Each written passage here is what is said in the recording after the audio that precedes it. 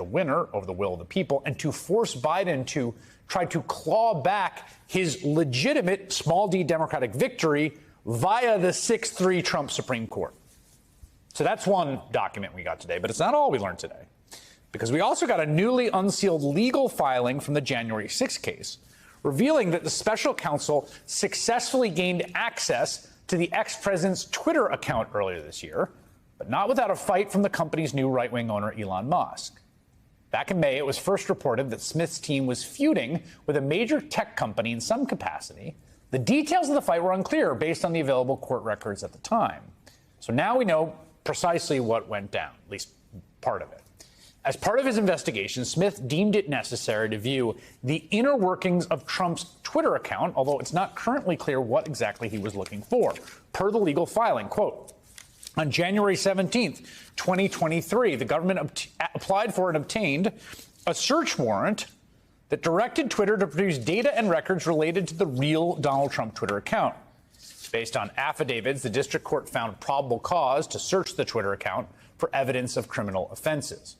In other words, Smith was able to convince a judge that there was reason to believe Donald Trump's Twitter account contained evidence of crime. Probable cause, constitutional standard. Now, at the time, Twitter was newly in the hands of that gentleman there. You probably know him, Elon Musk, who was very busy building a public image as a right-wing troll.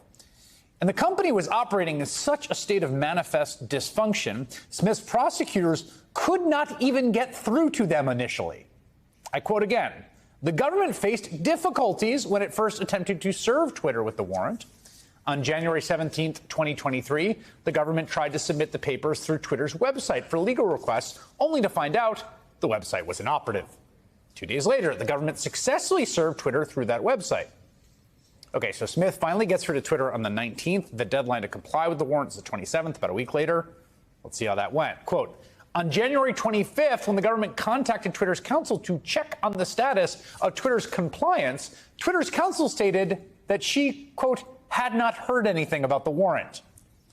2 days before the deadline, Twitter's lawyer says she had no idea there was even a warrant from the Department of Justice in the first place. At this point, not only was Musk running Twitter in a total state of chaos, according to all public accounts we have, it was clear that he would stop at nothing to court controversy and attention for his $44 billion vanity purchase, which was very quickly losing value. After all, he was already using the platform to spread misinformation, to platform neo-Nazis and white supremacists, and, as he told CNBC, nothing could stop him from keeping things as chaotic as possible. Do your tweets hurt the company? There's a scene in The Princess Bride. Great movie. Great movie. Where he confronts the person who killed his father. And he says,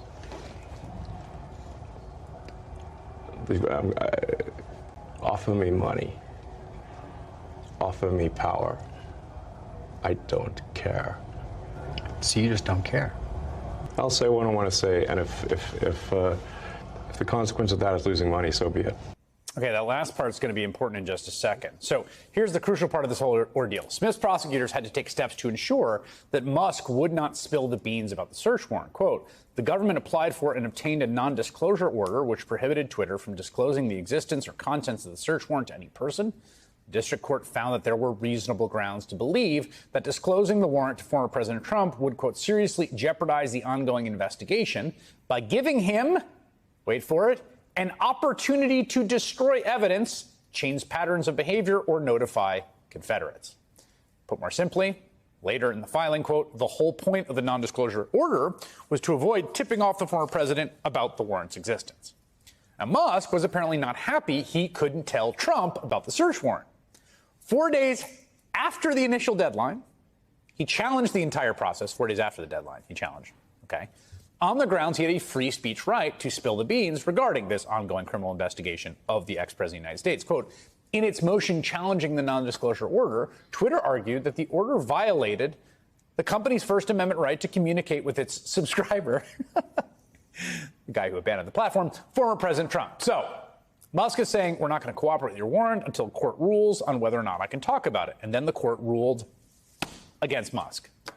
Moreover, they held Twitter in contempt for again missing the deadline to comply with the warrant, which means in addition to access to Trump's account, the company had to fork over $350,000 in fines.